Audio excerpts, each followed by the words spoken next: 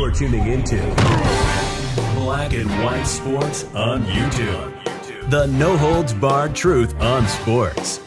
The main event starts now. I'm back. Rodrance for Black and White Sports. One of the stories we have been keeping up with for the last year, because the mainstream media is not giving it nearly the coverage that it deserves, is the alleged allegations against DeShaun Watson.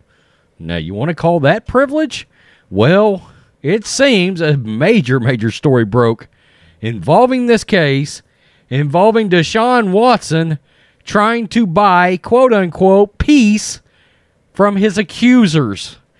And he was willing to pay up, and the accusers were like, nah, bruh, not going to happen. Not going to happen. This story just broke a little earlier.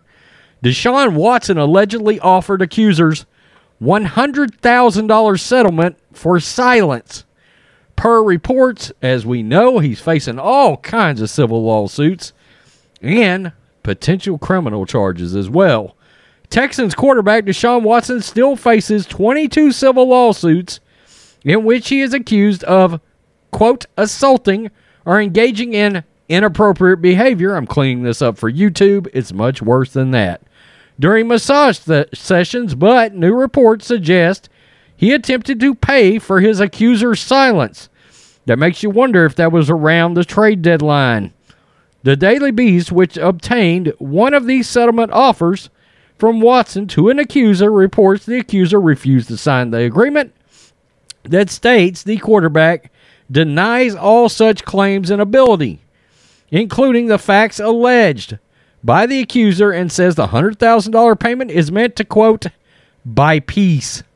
The settlement offer, which the Daily Beast obtained, records show would be paid via wire transfer, shows the civil lawsuit would be also dismissed with prejudice, meaning dismissed for good. There it is right there. Total monetary consideration for this agreement shall be $100,000 payable to the releasing party. The funds shall be paid by wire transfer to the agent and counsel for releasing party.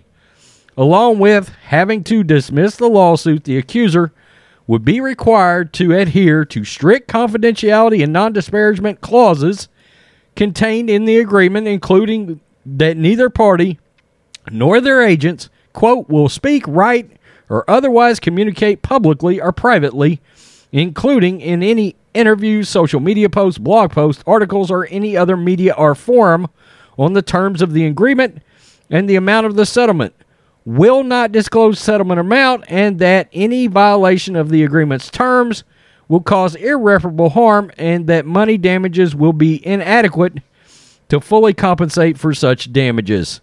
Daily Beast reports. The full settlement offer can be read here. I'm not going to go there. Outkick previously reported that Watson's legal team, led by Rusty Hardin, would not be reaching a settlement with attorney Tony Busby, who represents the women accusing Watson, until, quote, terms are made public. Interesting. In April, the first woman to file the, quote, misconduct lawsuit against Watson came forward to tell her story publicly in a press conference. By the way, this was just a few weeks after Watson told the Texans, I don't want to play for you anymore because we don't have a black coach. Real stand-up guy here. Hardin forwarded the media an email chain soon after in which Busby, quote, made a legit demand that Watson's camp rejected and asked for the rationale behind the $100,000 demand. We don't believe that the alleged facts show that DeShaun did anything wrong. Outkick reached out to Busby for comment in response to Hardin's release of the emails in April, and he provided the following statement, quote, it's old news that we attempted to settle this case with Watson's team before filing the first case. We attempted to avoid this circus that Watson's team has created. The fact that we tried to settle before the first suit came out when we filed the first case, that's the only defense that Watson's team has. It's a weak defense. Now there are 22 cases. Perhaps Watson's team should have listened to me. Despite sharing videos to his social media in May, eager to play or eager to be traded, Watson remains inactive on the Texans roster so far this year. The two parties agreed to a sworn deposition that won't be taken until February 2022. February 22nd, 2022, the FBI and Houston police are also investigating. 10 women went to the Houston police, by the way, on top of this civil issue. And that's exactly what the hang-up was. Well, there was a couple of hang-ups with the Dolphins. But, number one, it was a big issue. There were rumors that he was going to settle the case. And then, once those rumors came out, the Texans got wind of the rumors that he was about to try to settle the case. And the Texans raised their price on the Miami Dolphins. The other issue, and this was confirmed again today by Mike Florio, shooting down reports yet again from Schefter, yet again from Rappaport. Florio came out and reiterated Brian Flores did not want DeShaun Watson, period. He said those reports are false. He knows for a fact those reports are false. So now we've got Schefter and Rappaport on Florio crime going on, and I'm here for all of that. Let me tell you, the mainstream media snapping at each other, loving that.